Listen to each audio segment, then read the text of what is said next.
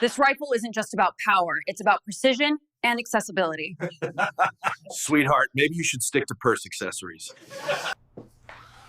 You remember what I taught you, Mija? At 300 yards, your heartbeat is the enemy. Then I'll make it my ally.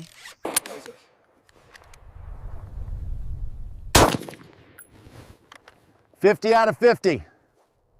Peace be upon you, and may God's mercy and blessings be upon you. Imagine a young Latina engineer walking into a boardroom filled with powerful men, armed with nothing but a prototype rifle she designed in secret. She's not welcome. She's not expected to succeed. And she's certainly not supposed to speak their language. But what happens next will leave an entire industry in stunned silence. Elena Ramirez, a 29-year-old junior engineer, stands nervously before Cortec Arms' board of directors. She presents a revolutionary hunting rifle designed for precision, comfort, and accessibility, especially for small-frame shooters and women. But instead of praise, she's met with laughter, eye rolls, and cruel jokes from men who've already decided she doesn't belong. Defeated but not broken, Elena drives overnight to her father's house, a retired Marine named Hector Alvarez. He trains her in silence, knowing this isn't just about shooting, it's about proving something. In their old garage, under the buzz of a dusty bulb, the bond between father and daughter turns into a mission to restore dignity. At the Redstone Tactical Grounds, in front of dozens of executives and live-streamed across the company, Elena steps up to the 300-yard line. 5 shots. 1 breath. And the silence that follows is louder than any insult they ever threw at her. Her final score? 50 out of 50. Dear friends, before we dive deeper into Elena's incredible journey, let us know in the comments where you're watching this story from, what city and what country are you in right now. And if this story moves you, if it makes you feel seen, or if it inspires you, don't forget to like, subscribe, and share this video with someone who needs to remember that power doesn't always come from position, it comes from precision. May you be granted ease in every struggle, health in every season, and clarity in every decision. Now, let's begin the story. Elena Ramirez stood just outside the glass doors of the executive boardroom, her hands trembling despite the temperature-controlled hallway. Through the frosted windows, she could see silhouettes shifting, 12 high-ranking men in tailored suits, seated around a dark mahogany table like a modern-day firing squad. The sun filtered through the skyscraper's panoramic windows behind them, casting long, golden shadows across the polished floor. She adjusted her blazer for the 3rd time, trying to calm the hurricane in her chest. After 80 months of obsessive design work, after sacrificing birthdays, holidays, and what little social life she once had, Elena was finally going to pitch her prototype rifle. Not just any rifle, but a complete rethinking of ergonomics, recoil, and accessibility, an idea radical enough to disrupt Cortec Arms' rigid product line. Her entire career at the company had been building toward this moment, from her start as a junior engineer fresh out of Georgia Tech to now. But as the elevator chimed and the CEO's assistant opened the door with a crisp nod, all her rehearsed lines vanished into vapor. "Ms. Ramirez, they're ready for you," the assistant said. Elena forced a smile that didn't quite reach her eyes and stepped inside. 12 pairs of eyes met her with a coldness that almost knocked the breath from her lungs. The air smelled like roasted coffee, dry cologne, and leather-bound money. Her patent folder felt heavier than ever as she walked to the front of the room, her heels clicking on the floor like gunshots. At the head of the table sat Victor Langston, the CEO of Cortec Arms.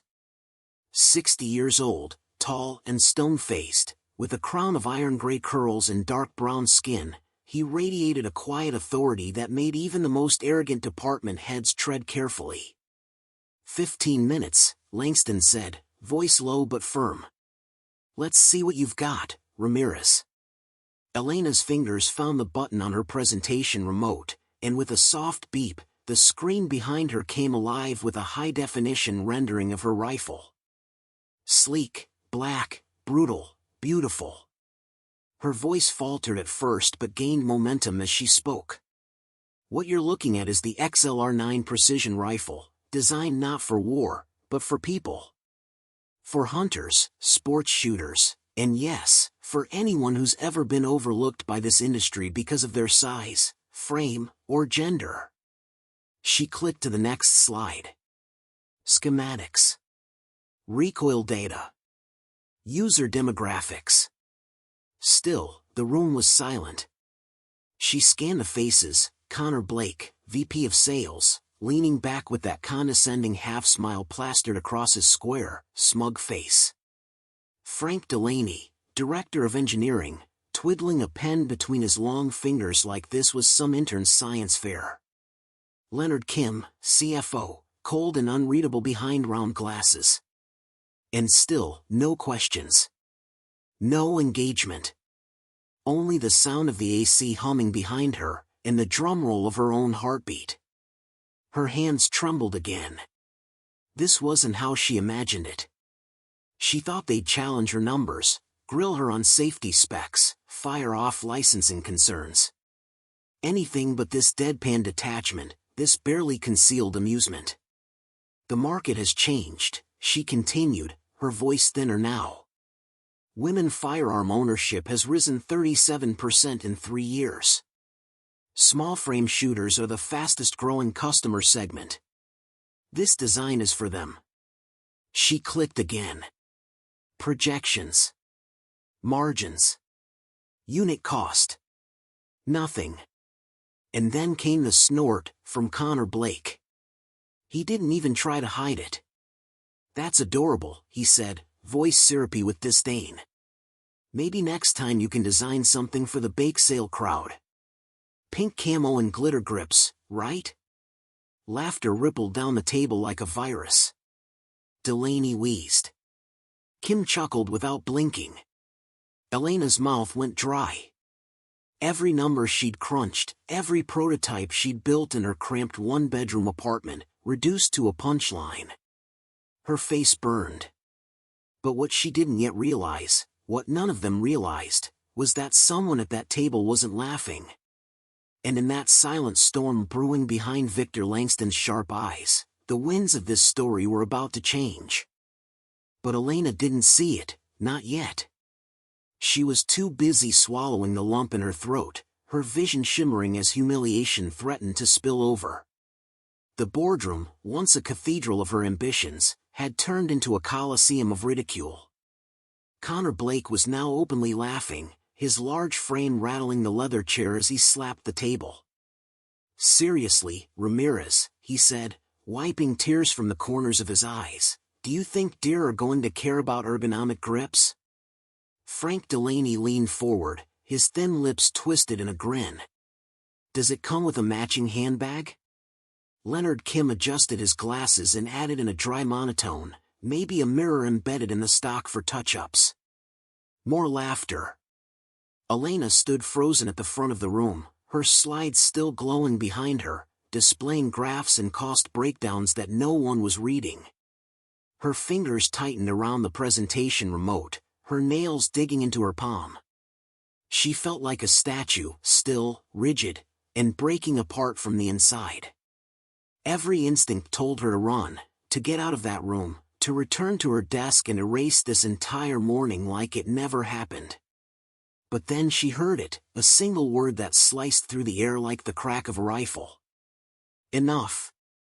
Victor Langston hadn't raised his voice. He didn't need to.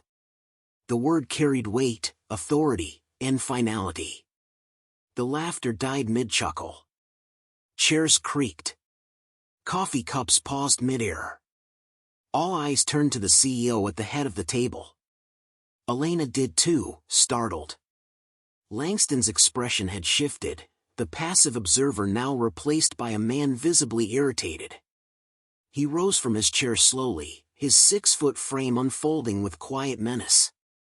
I've sat through a lot of product pitches in this room, he began, his voice low, and most of them were rehashes. Cosmetic tweaks.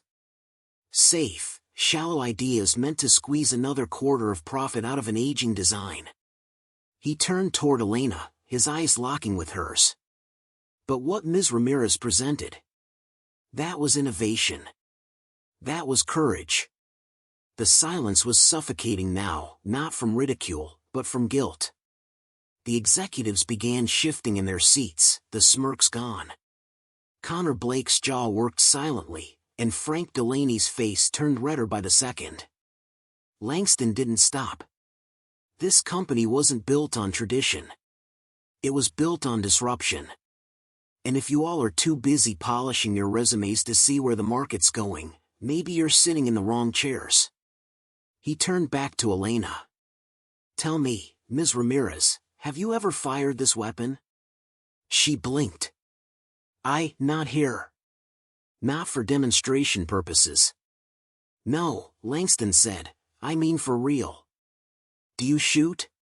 She hesitated, unsure of what to reveal. I grew up on a Marine base. My father trained me. But I don't usually advertise that. A new ripple went through the room. Interesting, Langston said. Because tomorrow morning, we're holding our annual executive shooting competition at Redstone Tactical Grounds. I want you there. Bring your prototype. Connor scoffed. What? You want her to compete with us? Against people who actually know how to shoot? Langston didn't flinch. Yes. In fact, let's make this interesting. If she outshoots even half the participants, her design moves to full production. Prototype, market testing, all of it. If not, she drops the project. Agreed? The room held its breath. Elena's heart slammed in her chest. It was madness. A trap. But when Connor leaned in and smirked again, hope you like losing in public, sweetheart. We'll stream it live, something inside her snapped. Her shame turned to fire. I accept, she said. And just like that, the storm she didn't see had made landfall. Elena didn't remember much of what happened after she said I accept. There was a flurry of voices, some shocked, some amused, some outright gleeful. Connor Blake slapped his hands together like a man who'd just been handed front-row tickets to a train wreck. This is gonna be great, he said to no one in particular. Can't wait to see that antique blow apart in her hands. Frank Delaney chuckled nervously, already mentally drafting his post-match victory email. Even Leonard Kim, who rarely expressed anything, allowed himself the smallest, knowing smirk. Meanwhile, Victor Langston simply gave Elena a slow nod. Be at Redstone Grounds at 0700. Dress appropriately. Then he turned and left the room, not waiting to see the storm he had just unleashed. By the time Elena made it back to her cubicle, her knees felt like rubber.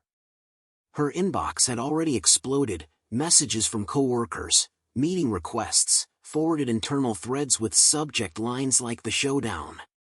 Apparently, someone was already organizing a company-wide viewing party. She sat down hard in her ergonomic chair, dropped her laptop bag to the floor, and stared at her screensaver, an untouched CAD model of her XLR-9 rifle. Her stomach turned. She felt like she'd just signed her own termination papers, live on stage. If she lost, when they expected her to lose, there would be no coming back from this. Her reputation, already precarious as a young Latina woman in a male-dominated tech sector, would be destroyed. The thought alone made her hands tremble. She reached into her drawer and pulled out a faded leather patch, her father's old marksmanship badge. It had been tucked there for years, a silent totem from a part of her life she'd tried to bury. Not because she was ashamed of it, but because she knew how this industry reacted to women who knew too much about guns. You were either dismissed as a novelty or labeled a threat. But now she needed that fire again. That night, Elena didn't go home. She didn't text Naomi back. She didn't answer Slack. She drove. Past the city lights of Chicago, past the suburbs, and finally into the dark rural quiet of southern Illinois, where a weather-worn house with a porch light always left on waited for her. Her father was outside before she even killed the engine. Hector Alvarez, 64, stocky, with thick silver hair and the broad chest of a man who had once barked orders over helicopter blades. "Mija," he said, voice low but sharp with concern. "What happened?" She didn't speak at first. She simply walked into his arms, letting the silence and smell of gun oil wrap around her like armor. Then, in halting words and choked breath, she told him everything: the boardroom humiliation, Langston's challenge, the match, the stakes. He listened in silence, arms crossed, the lines around his mouth tightening with each detail. Finally, he nodded once, slow and deliberate. "So they laughed at you," he said. "They mocked my daughter, the same girl who beat half the base at iron sights when she was 15? He stepped back and gave her that look, the same one he used when handing her a rifle for the first time. "Well then," he said, voice like gravel and pride, "it's time to remind them that the Alvarez blood doesn't miss." Elena followed her father through the screen door into the old house, where everything smelled like burnt coffee, gun oil, and home. The wooden floor creaked beneath their boots, just like it always had when she was a teenager sneaking in after curfew. Photos of past glory still lined the walls, her father in fatigues with his squad in Kandahar, medals framed beneath glass, a faded bullseye target from some long-forgotten competition. But tonight, those memories weren't just decoration. They were ammunition. "We don't have much time," Hector said, already heading toward the garage. "The match is tomorrow morning. We're gonna burn every ounce of hesitation out of you before the sun comes up." Elena didn't argue. She knew better than to treat this like a favor. For her father, this was war prep. The garage hadn't changed in years. It still smelled like steel and sweat, with pegboards full of tools and a gun safe that took 3 different keys to open.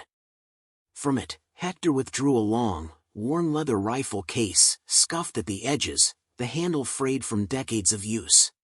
He laid it on the workbench and unzipped it slowly, reverently, like he was opening a sacred text. Inside was a rifle unlike any she'd seen on a sales floor. Custom .308 Winchester bolt action, built piece by piece over 5 years by her father's own hands. "She's still yours," he said, running a finger along the oiled walnut stock. "I just kept her warm for you." Elena reached out and picked it up. It felt heavier than she remembered, but also familiar, like an extension of her own body. Her cheek nestled against the stock. The weight, the balance, the smell of gun oil and aged wood, it all came rushing back like a language she hadn't spoken in years. For the next 6 hours, they drilled. Dry fire. Live fire. Standing, prone, kneeling. Snapshots. Controlled breathing. "Don't chase the target," Hector barked, pacing behind her like a sergeant on patrol. "Let the sight settle. Squeeze. Follow through." Elena's arms ached. Her vision blurred from the repetition. But each round she sent downrange landed tighter than the last. By midnight, sweat had soaked through her shirt. Her pulse was steady, her stance solid. The rifle didn't kick anymore. It whispered. After her final 5-round group, clean, tight, dead center, Hector finally gave a small nod. "That's more like it," he said. "Now you're not a target. You're a threat." He wiped down the rifle, oiled it again, and slid it back into its case. "Sleep 3 hours. I'll wake you at 0500. Elena didn't argue. She didn't feel like the same woman who had nearly broken in that boardroom. She felt like something had been reawakened. Something primal. Something earned. And for the first time since saying yes to Victor Langston's insane challenge, she didn't feel like she was walking into a trap. She felt like she was walking into a reckoning. The sky was still a shade of violet black when Elena Ramirez pulled into the gravel lot of Redstone Tactical Grounds, headlights slicing through the lingering mist that clung to the earth like cold breath. Her father's rifle case lay across the back seat, its worn leather darkened by time and the faint smell of oil clinging to it like memory. She parked far from the other vehicles, SUVs and sports cars gleaming under the floodlights, company logos freshly polished. There were already clusters of people in branded Cortec jackets and tactical vests, sipping coffee from paper cups and whispering with barely concealed anticipation. This wasn't just an event anymore, it was a spectacle. Word had spread fast. The underdog engineer going head-to-head with the brass. Everyone expected blood. No one expected hers to still be warm by the end of the morning. Elena sat behind the wheel for a long moment, eyes fixed on the foggy firing lanes in the distance. She could see them, rows of shooting benches, targets set up at 100, 200, and 300 yards. Red flags flapped weakly in the morning breeze. Someone had even hired a camera crew. She took a breath, reached for her phone, and opened a text from Naomi Green, "Go make them eat their own laughter." Annie Oakley style. A smile tugged at the corner of Elena's mouth. She stepped out of the car into the biting air, the crunch of gravel under her boots breaking the eerie quiet. Slung the case over her shoulder. Adjusted her jacket. Walked toward the line. Connor Blake was already there, decked out like he was headed for a safari rather than a range, tactical vest, shooting gloves, range glasses that probably cost more than her rent. He spotted her and smirked like it was Christmas morning. "Well, well," he called, loud enough for the crowd to hear. "You didn't bring a purse instead of a rifle, did you, sweetheart?" Laughter. Not the vicious kind like in the boardroom, but the smug kind. The kind that bets against you before the first shot is even fired. Elena didn't flinch. She just walked past them and began unpacking her rifle, her movements smooth and practiced. The wood stock gleamed faintly in the dawn light, and the sound of metal sliding into place was enough to silence a few chuckles. Victor Langston appeared a moment later, dressed simply in khaki pants and a navy windbreaker, no pomp, no entourage. He nodded at Elena. "Glad you showed," he said. She met his eyes. "I didn't come to show up, sir," she replied. "I came to shoot." That was enough to raise an eyebrow, and kill whatever laughter was left hanging in the cold. The range master, an older man named Bill with a face like weathered stone and a clipboard tucked under his arm, called for attention. 3 stages, he barked. Precision at 100, rapid fire at 200, long range at 300. Best aggregate score wins. Elena took her place at the first station, her heart pounding like a war drum in her chest. She could feel dozens of eyes on her. Some doubting. Some waiting. Some ready to see her fall. But as her cheeks settled into the stock of that rifle, her father's rifle, she felt her breathing slow. She wasn't here to impress them. She was here to bury their doubt under 5 perfect rounds. Elena took a deep breath and adjusted the sling around her elbow.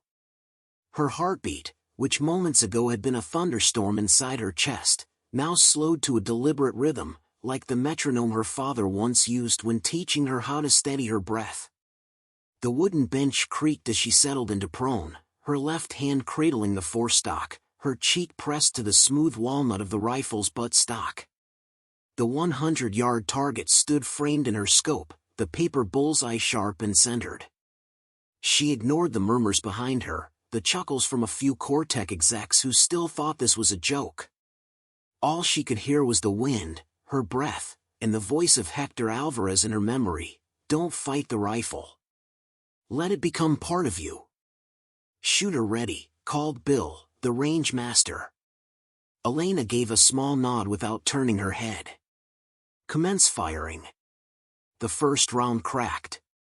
The recoil was minimal, not because of the rifle, but because she absorbed it perfectly. She watched the paper jerk in her scope. Dead center. A ripple went through the crowd. The second round followed 3 seconds later. Almost same hole. Third, slightly high, but still in the X-ring. Fourth and fifth, both clean, both fast. The rifle was more than familiar now. It was a continuation of her will, her focus, her rage channeled into precision. When she lifted her head, the line was silent. No sarcastic applause. No smirking. Just silence. Bill walked downrange with measured steps and returned holding her target above his head. 5 shots clustered so tight they looked like a single tear in the paper. 50 out of 50, he announced, voice like gravel. Perfect score. That was when the whispering started, not mocking, but disbelief. Frank Delaney's mouth hung slightly open. Leonard Kim adjusted his glasses and looked again, as if trying to find the trick. Connor Blake's face had gone pale, his smirk now a clenched jaw. Beginner's luck, he muttered to no one. He stepped to the line with overconfidence radiating off him like heat. His rifle was top of the line, Remington 730, custom optic, bipod that cost more than Elena's entire rig. He got into position like he was posing for a catalog. And then he fired. The first shot missed the bullseye entirely. The second was better. Third pulled left. The crowd began to shift in tone, chatter turning to awkward silence. His final 2 rounds landed in the 8 ring. Not terrible. But compared to Elena's cluster, it was the difference between a professional and a man with money playing soldier on weekends. 41 out of 50, Bill said, without emotion. Connor stood, cleared his throat, and walked off with stiff shoulders. Others followed. Frank. Kim. Mid-level execs. Some shot well. Most didn't. But none matched her grouping. None even came close. Elena didn't celebrate. She just watched them. The same men who'd laughed in that boardroom now avoiding her eyes. She caught Victor Langston watching from the back, arms crossed, unreadable. But he gave her a single nod. Respect. A quiet acknowledgement. And to Elena, that was worth more than any applause. But she didn't have time to linger on it. The next stage was already being set, 200 yards, rapid fire. The part designed to separate the hobbyists from the professionals. Elena stood from the wooden bench, brushing grit from her knees, and walked with quiet focus to the second shooting lane. The wind had shifted slightly.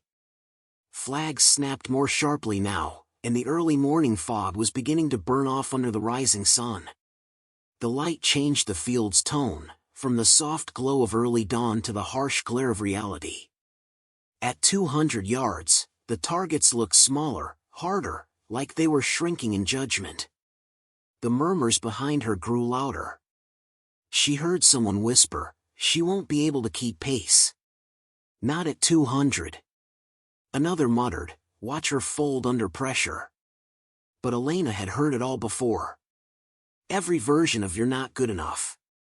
She breathed it in, let it simmer, and let it go. She lay back into the prone position again, elbow tucked, cheek to stock, scope dialed. This time, it wasn't just about accuracy, it was about speed. 5 shots. 30 seconds. Center mass or nothing. Bill's voice boomed again. Shooters ready? Begin. Elena squeezed the first shot off before most even settled. The second followed a heartbeat later. Third. Fourth. Fifth. Crisp, mechanical rhythm. No hesitation. No flinch. Each round snapped like a hammer strike through the cool air. She rolled her shoulder and stood, not even needing to look. Her gut already told her what the paper would show. Bill walked the line again and lifted her target. The holes were clustered like coin-punched metal, tight and deadly. 48 out of 50, he announced. Excellent grouping. Connor Blake, now visibly rattled, approached the bench with exaggerated confidence. This time, no jokes. No commentary. His breathing was shallow. He fumbled the bolt on his rifle. His first shot went wide. Second low. By the third, his hand was shaking. The last 2 rounds were rushed and wild. His grouping looked more like a shotgun spread. 32, Bill called flatly. Someone in the crowd whistled low. Connor didn't even respond. He stepped away with lips tight, eyes locked anywhere but at Elena. Others followed. Some did better than Blake, but none closed the gap. Elena stood in silence, watching each man try and fail to outshoot her, like ghosts dragging their egos across the range. One of them, Peterson, a former Army officer and the best shot among the group, score of 45. Close, but not enough. Still, he offered Elena a nod of respect afterward, and she returned it without words. Respect didn't need noise. It needed truth. And behind the row of shooters, the crowd had doubled. Office staff. Engineers. Even junior interns who had driven in on their day off. Phones were out. Live streams rolling. One employee muttered, "She's trending already." Twitter's eating this up. Naomi had texted her a screenshot of the Cortec live stream with over 28,000 viewers. Another message followed, "They thought they were filming your failure. Instead, they're capturing your rise." Victor Langston stood further back now, arms still folded, his expression unreadable. But Elena knew what that look meant. He was watching her not as a curiosity, or a gamble, but as someone who had become a variable too significant to ignore. The last round was coming. 300 yards. No more speed. No more margin for error. Just raw precision, patience, and nerves. The kind of test that exposed weakness like a spotlight. Elena exhaled slowly, fingers tightening around the sling. Her father's words echoed again in her mind. At 300 yards, your heartbeat is the enemy. So make it your ally. Elena repeated the mantra silently as she approached the final station, the long-range firing line. The ground here was harder, packed and dry from the sun that now stood just above the horizon, casting long shadows from the benches and flagpoles across the range. The crowd had grown to almost 100, spilling beyond the bleachers, some perched on car hoods, others holding thermoses and cell phones. The air buzzed, not with laughter this time, but with anticipation. The kind that wraps around the chest like a wire, taut and humming. This was no longer a spectacle. This was history in the making. At 300 yards, the targets looked like thumbtacks. Black dots barely visible to the naked eye. Even through a scope, it took effort to center the bullseye. Wind mattered now. Humidity. Breathing. Timing. She knelt beside the bench and opened her case like a ceremony, slow, respectful. The rifle gleamed, warm from her body heat, the worn leather of its sling brushing her arm like a familiar whisper. She checked the scope one last time. Adjusted the sling. Clicked around into the chamber with the same grace she might lace a dress shoe. She lay prone, cheeks settling into the stock, eyes narrowed. All sound fell away. "Shooters ready?" Bill called. Elena didn't respond. She just breathed, slow and deep. Her finger found the trigger. Her heart slowed. Then, bang. The first shot cracked. The paper flinched in the scope. Dead center. She didn't smile. Didn't move. Bang. Second shot disappeared into the first hole. Her eyes stayed steady, body still. She adjusted for the faint wind drifting left to right. Third shot. Bang. Same result. Fourth. Fifth. Silence fell like snowfall across the range. Even the birds seemed to pause. Bill walked downrange slower this time. When he returned, he didn't raise the target immediately. He stared at it for a second, lips parting in disbelief. Then, with both hands, he held it up to the crowd. 5 shots. 1 ragged hole. So tight it could be covered by a nickel. 50 out of 50, he said. Perfect score. Again. The range exploded, not in derision, but awe. Cheering. Whistles. A chant even started, Elena. Elena. Soft at first, then louder. She sat up slowly, blinking. Her hands were shaking, not from nerves now, but release. Years of buried rage, humiliation, rejection, all burned away in 5 precise detonations. She looked to the side and caught Victor Langston's face in the crowd. He wasn't clapping. But he was smiling. And in that expression, she saw something rare. Not just approval, but pride. Meanwhile, Connor Blake stood beside his own target in disbelief. 3 out of 5 rounds had landed, barely. 1 had missed the paper entirely. His face had shifted through the entire spectrum, red to white to green. And now it simply crumpled. For a moment, he looked like a man watching the final seconds of a career dissolve into vapor. He stepped away wordlessly. No one stopped him. No one spoke. Frank Delaney approached Elena with a hesitant step, followed by Leonard Kim. Delaney removed his cap. "Ms. Ramirez," he said quietly, "that was the most impressive shooting I've seen in my life." Kim nodded. "You didn't just prove your design. You shut down an entire room of doubt." Elena looked at them both. No smugness. No gloating. Just clarity. "I didn't do it to shut you down," she said. "I did it because I knew it worked."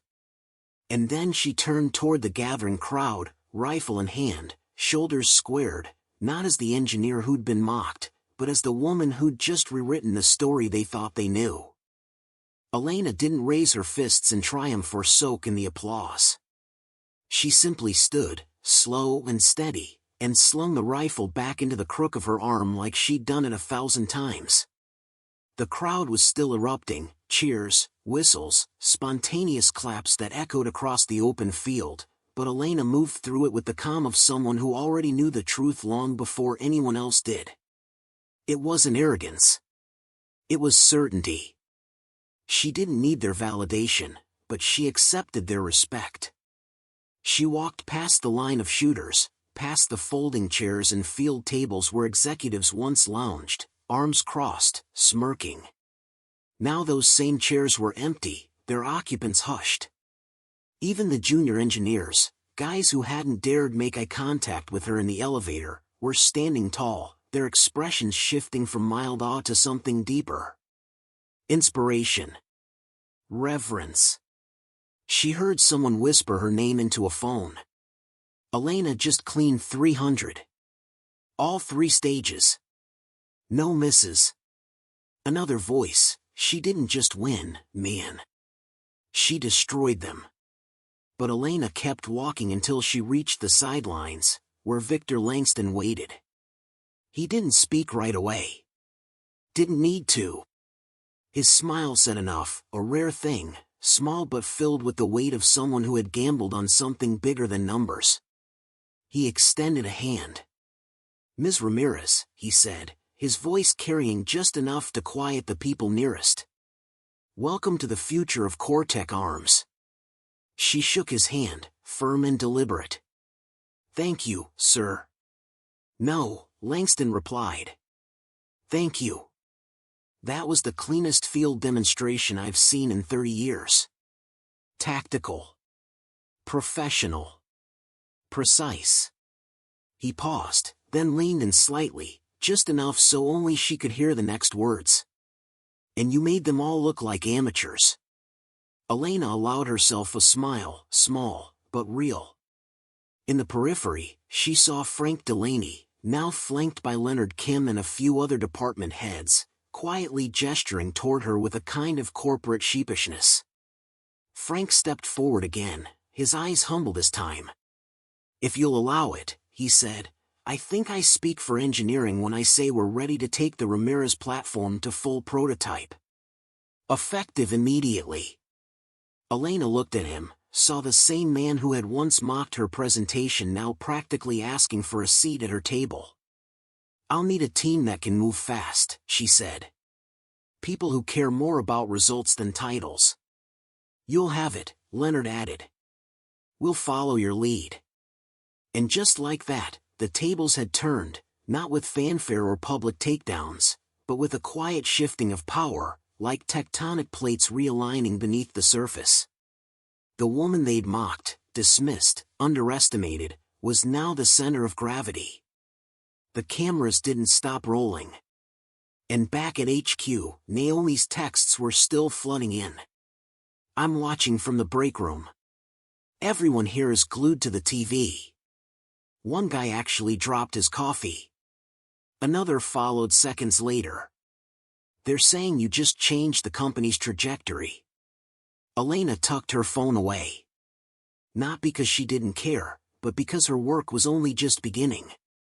She looked back once more at the firing line, at the empty shell casings, the torn paper targets flapping gently in the breeze, the steam rising from a nearby thermos left forgotten on a bench. Connor Blake was nowhere in sight. And that, somehow, said more than anything he ever could. Elena adjusted the rifle sling on her shoulder and turned toward the gravel path that led back to the lot. Every step she took felt different now, not heavier, but earned. And though the competition was over, she could feel it in her chest. The Rayall shot had just been fired. Elena Ramirez stepped into the Cortec Arms headquarters 3 days later, not as a ghost in the engineering department or a whisper in the break room, but as the woman whose name now lived on every tongue. Doors that once stayed closed when she walked past were now being held open. Conversations that used to pause awkwardly when she entered now turned toward her. People didn't look through her anymore, they looked to her.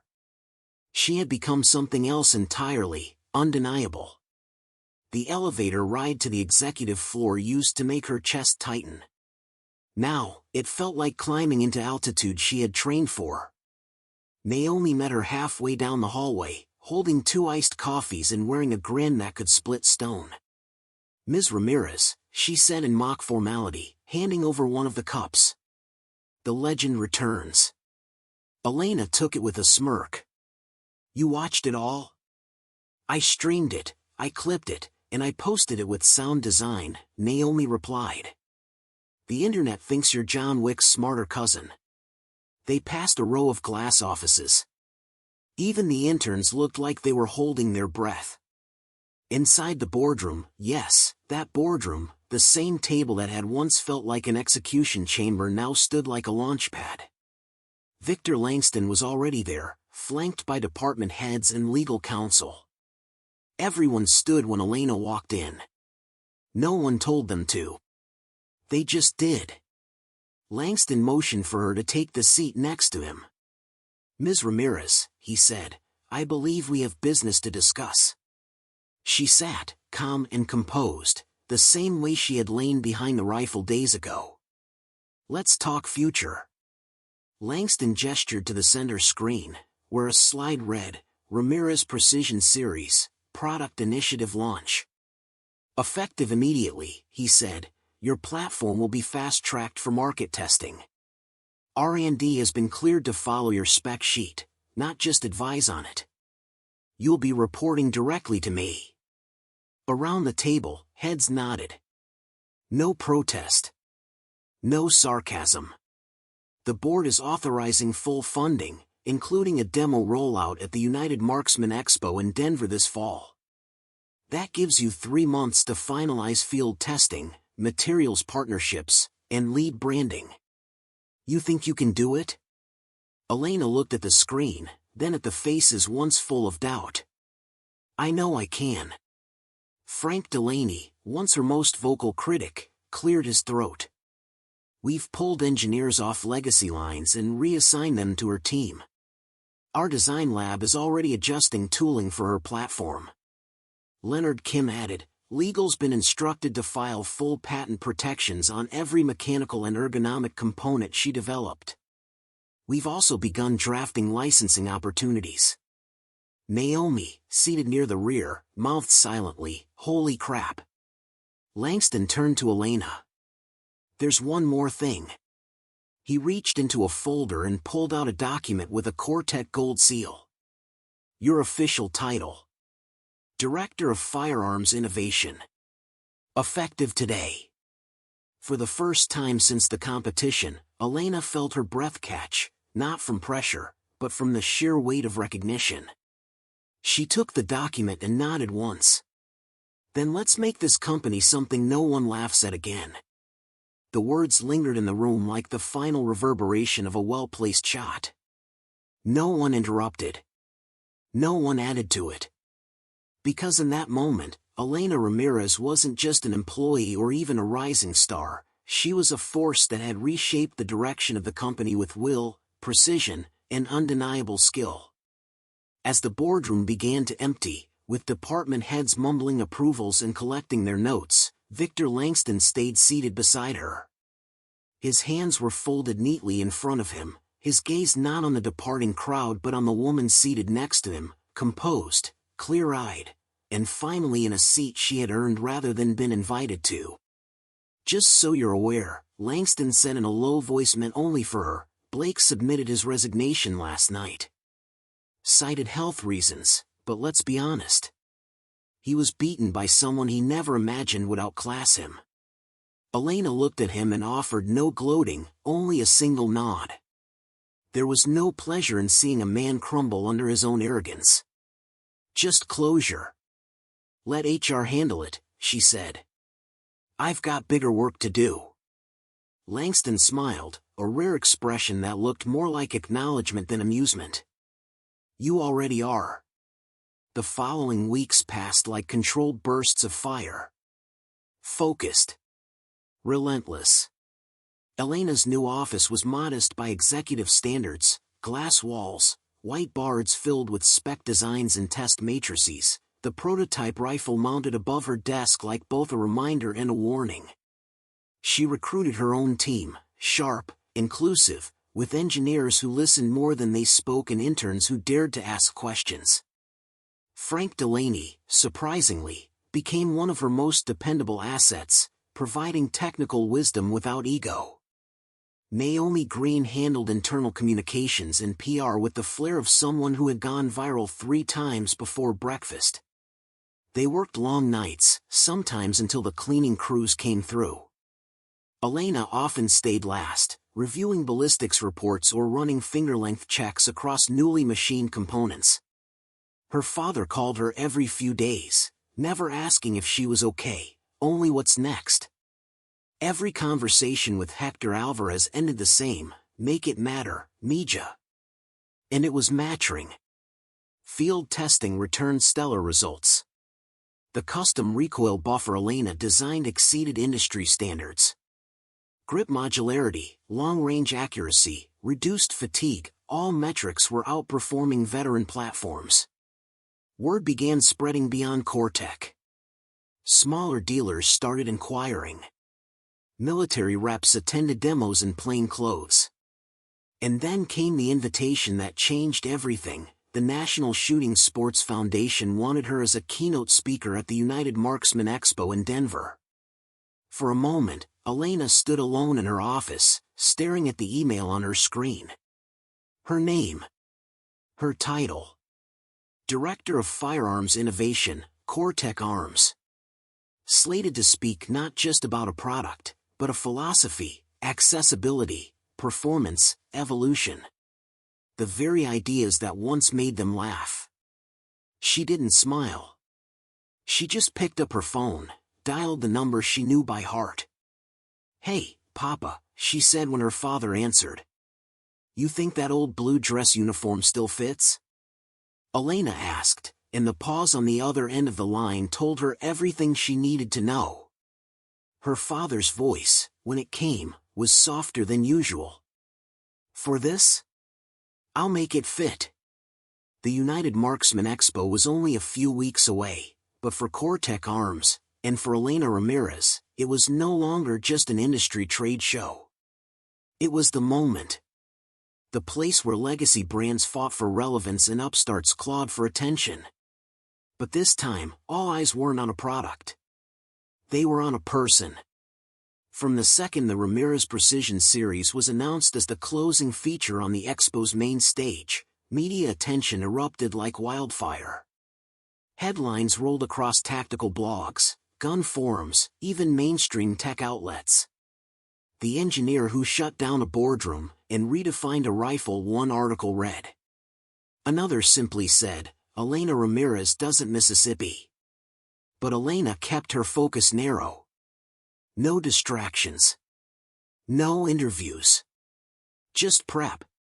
She and her team ran demo drills like rehearsals for a Broadway show. Every malfunction drilled, every teardown timed, every question anticipated. Her office turned into a war room of product briefing decks, showroom mock-ups, and tech cutaways. When they landed in Denver, the weight of it hit. The Expo Center was massive, vaulted ceilings, high-lumen halogens, branded banners stretching from beam to beam. Names like Hightower Defense and Black Talon had stages with video walls and LED floors. But Cortec's booth was different. Clean. Purposeful. Understated but sharp. At its center was a raised platform with a spotlighted glass case, and inside it, Elena's rifle. The keynote was scheduled for 3 p.m., and by noon the seats were already filling.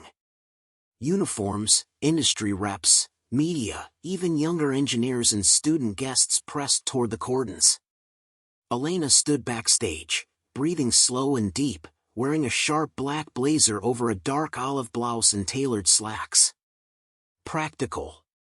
Powerful. Her badge read Director of Firearms Innovation, but the weight on her shoulders wasn't about title. It was legacy. 3 minutes, someone whispered. Her father appeared at her side, dressed in full Marine Corps blues, chest lined with ribbons, posture straight as a rifle barrel. He didn't say much. He didn't need to. Just placed a hand on her shoulder, firm and steady. Elena reached up and squeezed it once. The announcer's voice echoed through the auditorium. Please welcome Elena Ramirez. She stepped onto the stage and was met with silence, not the kind that doubted, but the kind that waited. As she approached the mic, the lights framed her like the crosshairs of fate. And when she spoke, her voice was calm, deliberate, measured, just like her aim. For years, she began, firearms were designed without considering the people who weren't already part of the club. I was one of them. But I knew that access, comfort, and performance weren't luxuries, they were necessities. She stepped to the rifle and placed her hand gently on the glass. This wasn't just engineered. It was earned. Shot by shot. The applause didn't come all at once. It built. Row by row. Until it roared. Elena Ramirez stood motionless for half a second longer, letting the sound wash over her, not because she needed it, but because this moment, this vindication, didn't belong to her alone.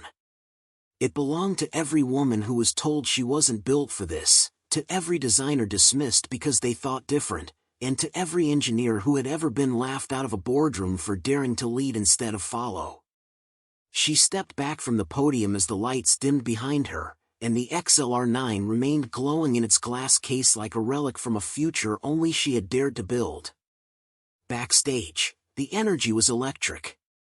Camera crews scrambled, handshakes flew like confetti, and dealers from 3 continents queued for meetings they would have never taken 2 months ago. But Elena slipped past them all. She didn't want to be a brand right now. She just wanted to breathe. Down a long service hallway lit with buzzing fluorescents, she finally paused. And there, leaning against the cinderblock wall with a coffee in one hand and the proudest grin she'd ever seen, was Naomi. "You blew the damn roof off," she whispered, voice cracking. Elena laughed, deep, real, cathartic. "I didn't even say half of what I planned to." "Didn't need to," Naomi replied. "You spoke with every shot you've ever taken." They walked out into the Colorado afternoon, where Hector Alvarez waited by the loading docks, dress blues now hung over his shoulder like armor finally laid down. He didn't speak. Just nodded. Elena nodded back. Words weren't needed when the message had been sent loud and clear. As they walked toward the parking lot, Elena spotted a small group of teenage girls gathered near the shuttle stop. They were holding brochures from the Cortec booth, giggling, elbowing each other nervously. One of them looked up and gasped. "That's her," she whispered, then louder, "That's Elena Ramirez." Elena slowed. The girl approached, maybe 16, wearing a hoodie 3 sizes too big and sneakers that had seen better days. She held up a notepad and a marker, hands trembling. I'm studying mechanical engineering. I just wanted to say, your story changed how I see myself." Elena took the pen without hesitation. "You keep building," she said, signing the page with a steady hand. "And don't let anyone measure your worth by their fear." That night, back at the hotel, Elena stood alone on the balcony as the city lights shimmered below. Her phone buzzed endlessly, press requests, congratulatory texts, even a photo from Frank Delaney posing in front of the XLR9 display like a proud uncle. But she ignored them for now. She looked at the stars, her father's marine jacket draped over the chair behind her, the rifle case leaned gently by the sliding door. She exhaled. Because the girl they laughed at for asking for a rifle had become the woman who taught an entire industry how to aim again, not just with weapons, but with intention. Her revenge was never rage. It was execution. Her justice wasn't noise. It was precision.